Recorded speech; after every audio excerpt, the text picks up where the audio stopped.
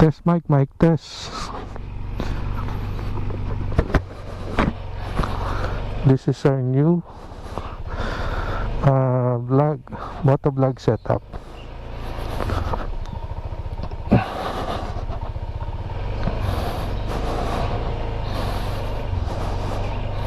So, kamusta yung audio, guys? Malinaw ba?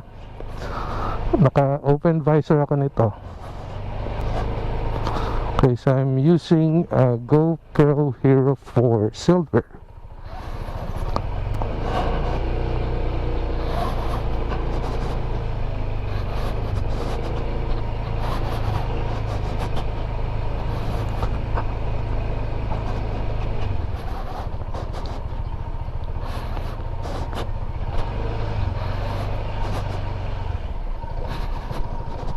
Medyo makulimlim.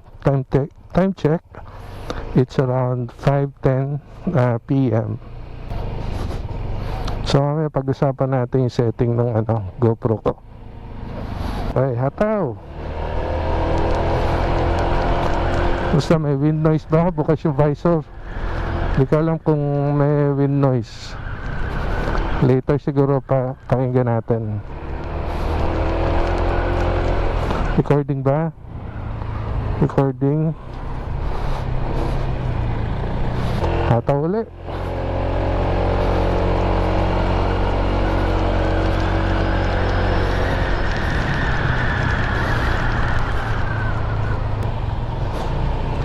Okay, dito medyo tuyo yung tuyo yung kalye. Ay, si Doggy po.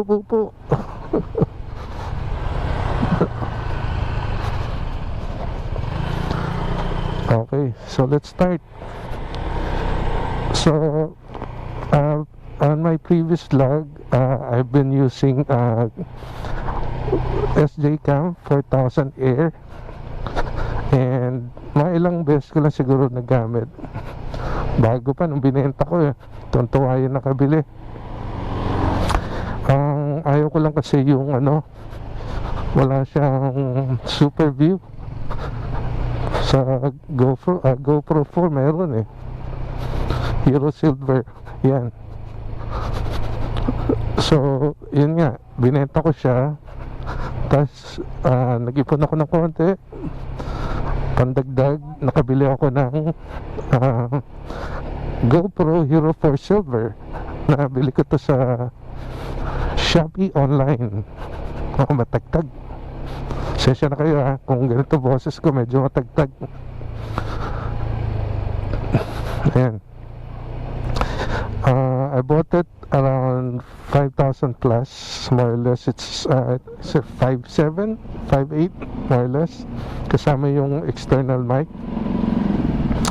So lang siya, I think it's refurbished. So yung pinili ko, kaya medyo mahal,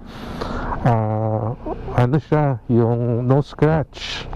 So parang bago, and kompleto yung gamit niya, all original, pati yung battery. So may dalawang battery at saka yung double charger, at saka may dalawang cable na kasama, pati yung mga mounts and the box itself. So ayun, tuwa naman ako, maganda yung pagka-deliver niya. Tinest ko kagad, sinalpakan ko ng maliit lang na high speed na SD card, which is 16 gig. No, 16 or 32. I'll check it later.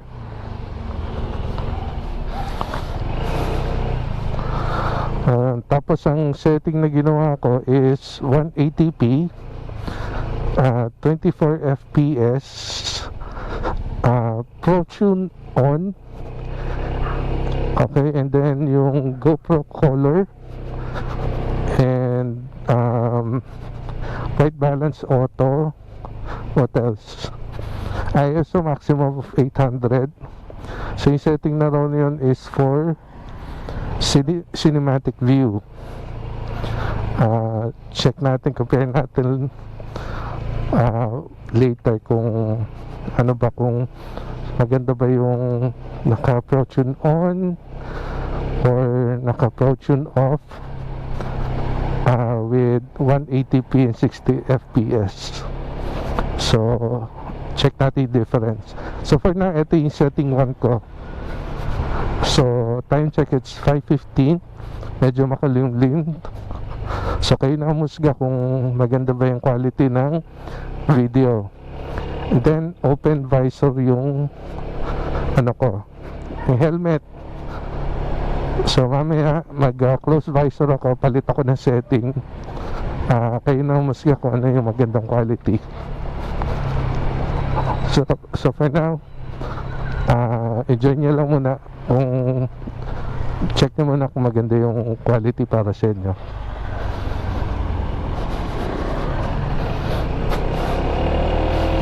Hataw!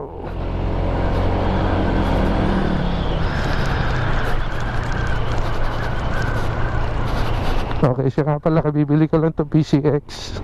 So ito yung I'll link the description below kung yung saan ko nabili.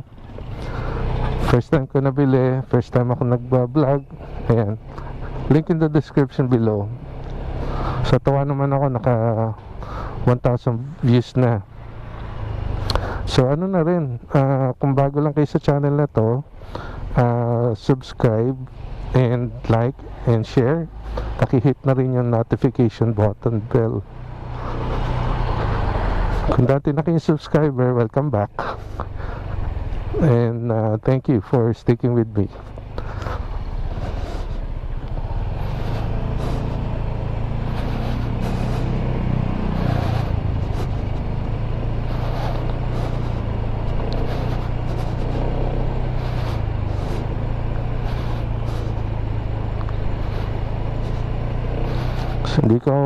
Hindi ko alam kung tama ba tong set yung angle ng camera ko.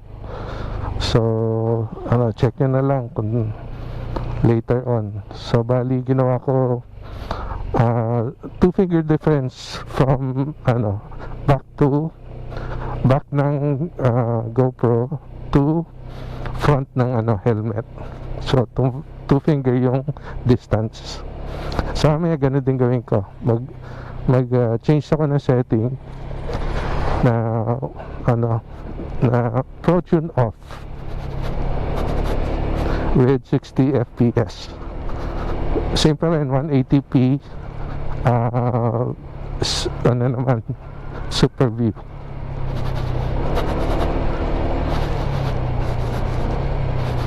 So lang to, mabilis ang video lang, pang lang, test lang natin yung motovlog setup natin. So kung ano yung maganda, yun ang gagamitin natin moving forward. Okay, so ito naman yung nag-change na ako ng setting. Bali 180p pa rin, super view, pero 60 frames per second na siya. Tapos Protune Off. So yan. Okay ba yung view, guys? And nag-close na rin ako ng visor para makita yung difference ng audio. Sana maganda yung audio quality. Hindi ko alam kung may wind noise eh. Medyo makulimlim na, uulan na. Bilisan natin. Dito naka waterproof case, naka skeleton case lang tong GoPro. So meron nga pala ako in-order din na lens protector. So i-kakap mo lang siya dun sa harap ng lens niya. Mura lang siya. Wala pa yata siyang 100 pesos. Sa online ko rin nabili.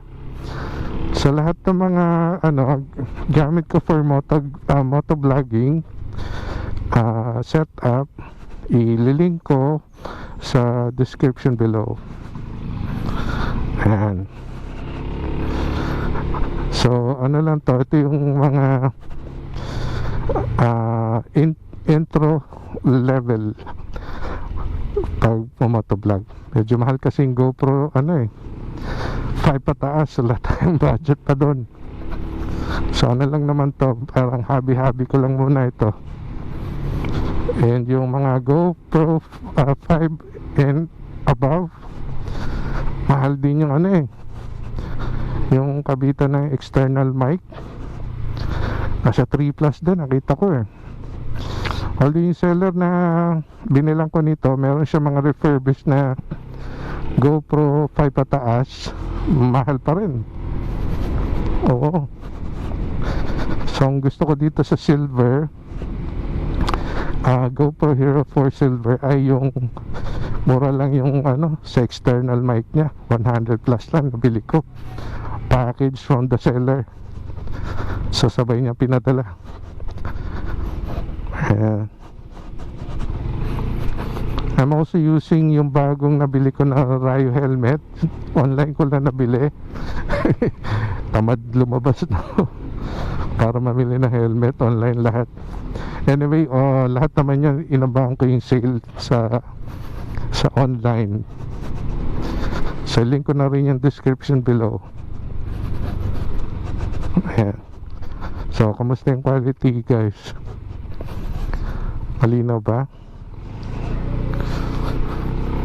Siya pala tong helmet din na gamit ko na Rayo. Hindi siya kabigatan, hindi masakit sa ano, sakto lang. And makapal yung foam niya. Yung sa side pala ready na ano, lagyan ng earphone. Yung sa Bluetooth, yung communicator, may abang na siya. Didikit mo na lang ng speaker para sa tenga mo. So maganda tong ano ha, Rayo helmet, walang wind noise oh.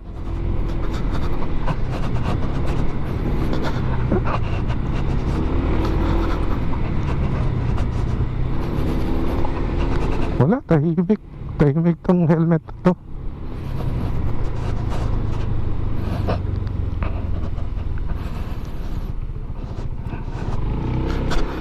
Tsaka hindi mabigat sa ulo.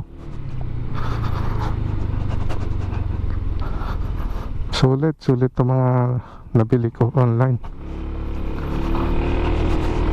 Siyempre online na lang tayo parati kasi ano, until now oops, hindi tumitingin. Ay nako, wala pang helmet.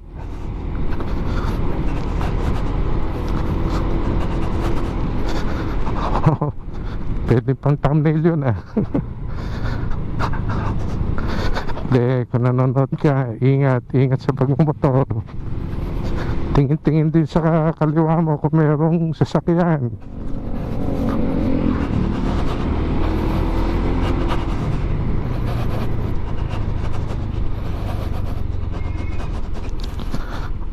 Buti na lang, takbong tsabi lang tayo. And ano, dual disc brake na to si PCX 160.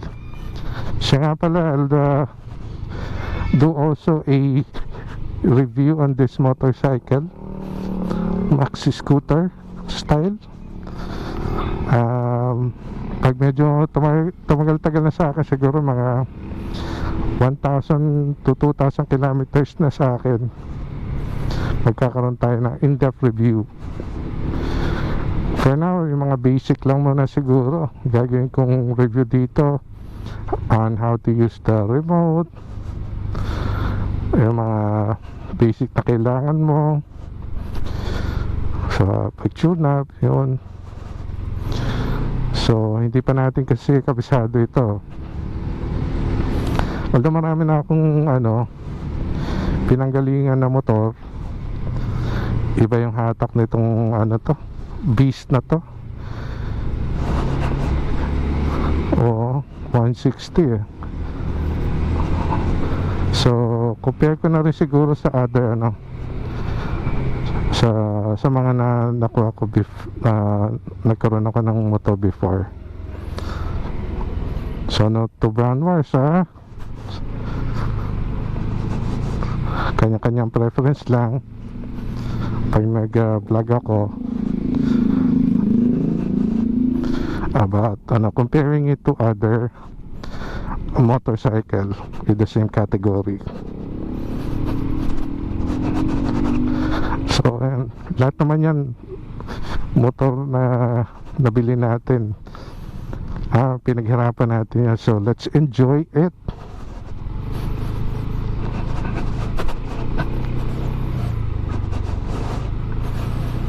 So for now, batang bata pa ito, 78 kilometers.